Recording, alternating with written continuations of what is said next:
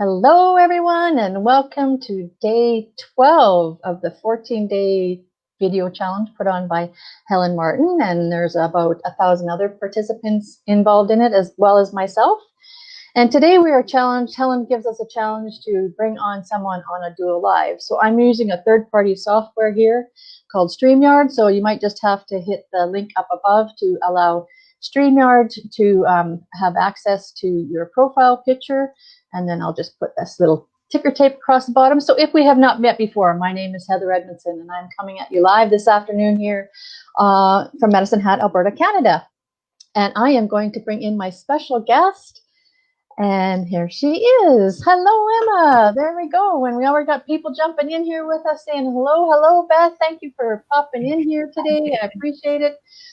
We're just going to discuss a little bit about how we discovered our mentor. How did you discover our mentor that we all listen to, Emma? How are you, Heather? Thank you very much for having me and and letting me be here and chat and share this day with you. So thank you. And congratulations on another challenge. Oh, thank you. Back at it again. So good for you. Well done. If anybody hasn't caught by Emma's accent, she's coming out all the way from Australia this afternoon. So that is very cool too. So take her away. Oh, Rick has just popped on here. Rick O'Toole's popped on and say another one from Aussie. He's from, and his little animal emojis. He's gotta love them. The turkeys and the kangaroos. He's always gonna throw those in there too. So lovely to have you on here, Rick, too. Sharing time with us too. So go ahead. I won't interrupt you again. Okay. So right. So I'm Emma Eagles. I live in Brisbane, Australia with my 2 kids, my fur baby, my husband, and we've been here for about 7 years. We lived in America for 12 years. Oh, wow. And originally I was born in New Zealand, so we are a very global family. But this is where we're settling now, so we won't be going anywhere for a while unless of job transfers or anything like that. But this is where we're settled, so it's a good place to be. My kids are 13 and 14, so teenage years are interesting to say the least. They're not quite as physically demanding, but emotionally, that's a whole nother story. But they're great. They're doing well. They're on holidays right now, so if you can hear them in the background, they are okay. But they're just How did you manage with the homeschooling there for a bit while they were all home with this virus going on? Yeah, I was quite lucky, Heather, actually. They did incredibly well. Their school was very supportive. So at their age, they were in their rooms with their laptops on Zoom calls from 8:30 in the morning till 3 in the afternoon. They had a couple of breaks throughout the day. So there was minimal involvement from me, to be honest, because the school took care of everything. So we were very, very lucky that was the way. I think I would have killed all 4 of mine if they would have been home at teenagers. I can't even imagine. But glad you made it through that. So now they're back they're home for a break, but otherwise they're back in school. So. Yeah. So mine will be back to school in a little bit. So like Heather, I am an entrepreneur. I work from home on my online businesses. And that keeps me, keeps me busy and keeps me going. I love what I do. I help others with social media and attraction marketing. And I have a couple of e-commerce businesses as well, health and wellness related businesses as well. So that's me from a sort of day-to-day standpoint. I met Helen Martin through a Facebook ad, actually. And she caught my eye with her incredible branding. So when people talk about branding not being important, I just think it is such a huge part of what we do as entrepreneurs that's often overlooked. I would never have clicked on that link to get the free boot camp or to join her community had it not been for her eye-catching branding. So I think that's a really important part of what we do and something that's often overlooked. So important. Yep. Mm-hmm. Yep. Mm-hmm. Otherwise you're not connecting with the right people, and the right people aren't drawn to you because they don't see anything there that would resonate with them. Right. Yeah. Yeah, that's right. It just goes, it's just another person, isn't it? It's just another person there that's trying to do something. So having something that makes you stand out is incredibly important in what we do. And so from all of the things that you've learned with Helen, what made you pursue more mentorship? I was quite stuck in my business. I felt like I wasn't kind of going anywhere. So a lot of what she spoke about really resonated with me, but I needed more to get me where I needed to go. So I felt like I was stuck. I felt like I was learning, but I needed to take it to another level to actually get where I wanted to be. And to teach other people, I needed some more expertise, and I really needed to invest in my education like I would with any other profession to be able to excel and really make this my career. So I left my job back in December to pursue this full time. So it didn't take me long to realize that I had to actually spend some money and get properly educated to learn the skills that I needed to make it go forward, because I would have been in a standstill otherwise. So so I just contacted her, and then I took it, to another level, and then have been continuing to grow and invest in my education as I go through. Kind of going through, the more I need, the more I'm quite happy to invest in, because the dividends are paying off on the other end. So. And why do so many people frown upon people that are in the network marketing industry and the e-commerce space as investing in themselves, in their education? They think that that's just throwing money away or flushing it down the toilet kind of thing. Whereas it's investing in your education, no different than going into a career through university or college or secondary education of whatever kind that looks like. So people just seem to poo-poo it. They seem to think that you're crazy that you're doing that. Well, I think that we're kind of taught that, Heather, as well, that if we jump into, especially a network marketing position, and I know I was told time and time again, you won't need to spend any money on learning anything. There's all free training. But free training is only going to get you so far. A free training on Instagram, a free training on Facebook. There's going to be a sales funnel to get you to pay for something eventually. And if you actually want to get results, or you've got questions, how are you going to answer that without actually paying any money? You're not going to. You're just going to be like this. So yeah, you're right. It's like any other career we do, any kind of tertiary education we do, there's going to have to be some kind of investment made to take you to that next level. And it does pay off in the long run. You've just got to be strong and confident and take that plunge to do it. And that's what people have a big problem with, is taking that step off of the diving board and actually diving into it. And now you've left your other career that you were, supporting your family with, to actually do this full time. So that's got to be another big, scary step in your life, and in your family's life as well, to make the time for you to have time to work on this. Yeah, it was a big step, Heather, but the role that I was actually in no longer exists because of everything happening in the world right now. So had I not taken the plunge back in December to leave, I would have been starting in March at ground zero, whereas at least I had a few months in of learning the tools, and I'd implemented some things. So touch wood, it was one of the best decisions I made. So I got shivers thinking about that you would have been stuck without a job. But yeah, like you said, you took that chance when you did, and you took that leap forward, and you were two steps ahead of the game as compared to other people that have maybe lost their traditional job and now are looking at this industry as a different way for them to provide for their family.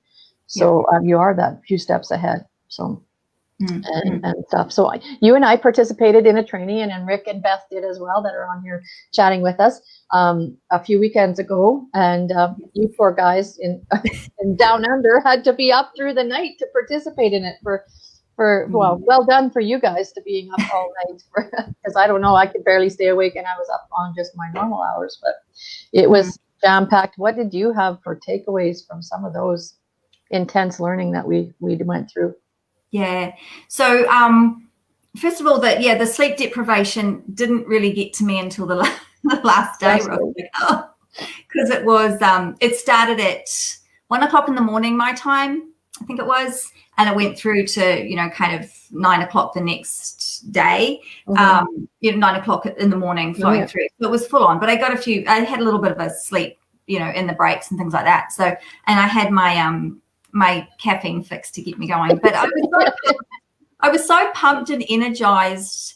It got me through. So, so I was okay. But look, I did have some incredible takeaways from that.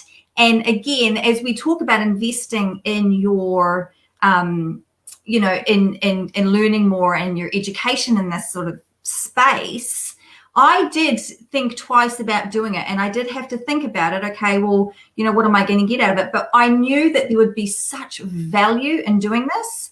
And my thought was this: if I'm going to have a regret for not doing it, I have to do it.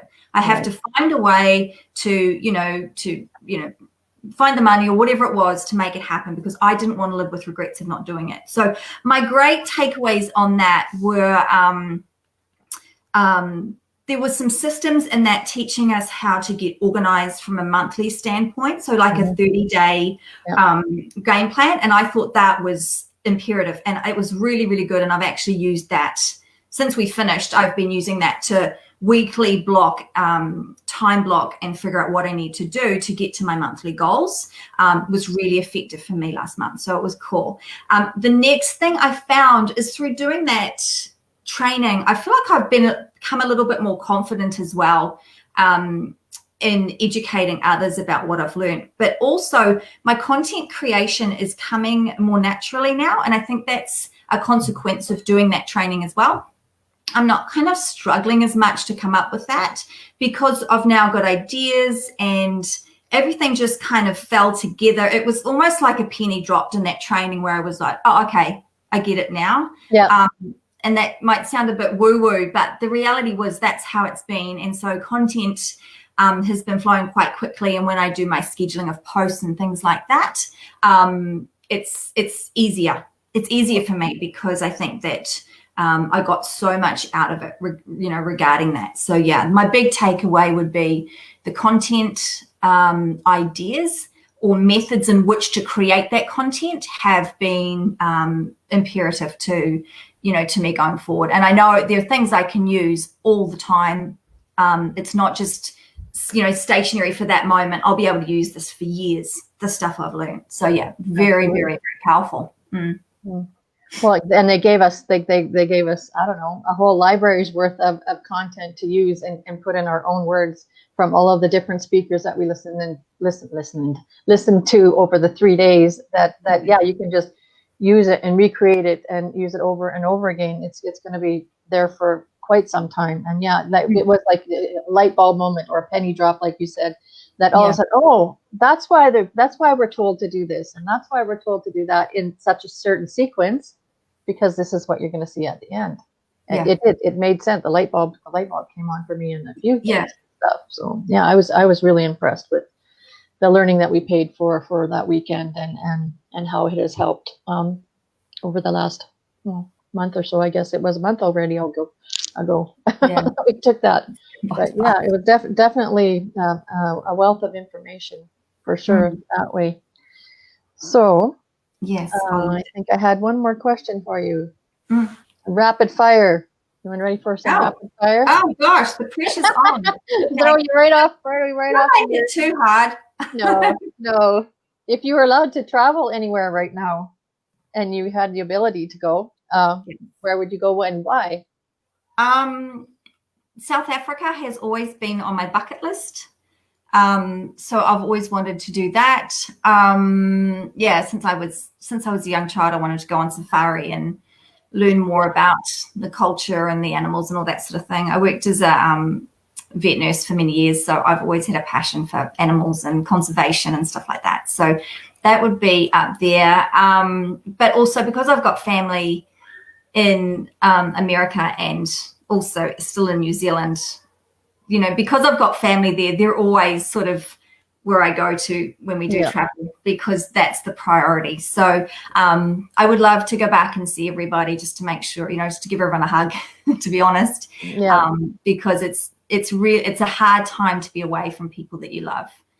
It's not easy. So, Well, especially if they don't embrace technology. Like my mom's 88 years old. She's not going to be jumping on the computer, and she's only 4 hours away, but still that's in another province and we're not allowed to go between province to province. So, I mean, I can talk to her on the phone, but it's not like the same, as you said, being there to be able to give them that hug. And good thing I have a sister there that's able to go and help her with her other things, getting groceries, those kinds of things. But, just to be able to be there to give them a hug and stuff would be nice. We don't have to actually jump on a plane to go and see them, but we still can't leave anywhere. Yeah. Hopefully soon. Hopefully. Yeah. Are you a sweet girl or a savory girl? Oh, that's an easy question. Sweet all the way. I love You're my not chocolate. sweet I love my chocolate, so that's my go-to. I eat way too much of it, so I'm not one to snack on chips or fast food. But if there's chocolate in the house, it's gone. So as long as I know there's a piece or two in the cupboard, I'm good. I don't have to go chasing it. As long as I know it's there. But if it was ever gone out of the house, then I'd be like, oh my God, where's the chocolate?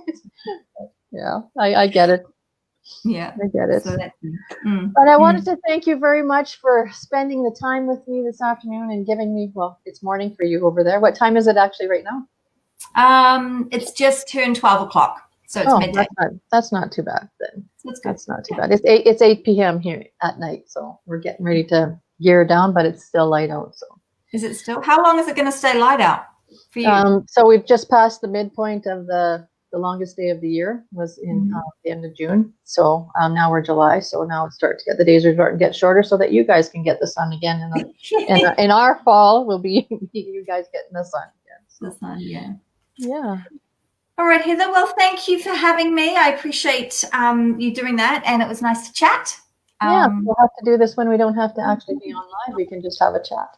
Yeah. We do talk on texting and stuff, but it's different than talking in real life. Well, I'll just clean up this. If you want to stay on for a bit after here, we can chat for a little bit more. And I want to thank our viewers for coming on and spending some of their day with us. And if you're coming here on the replay, give us a shout out after the replay.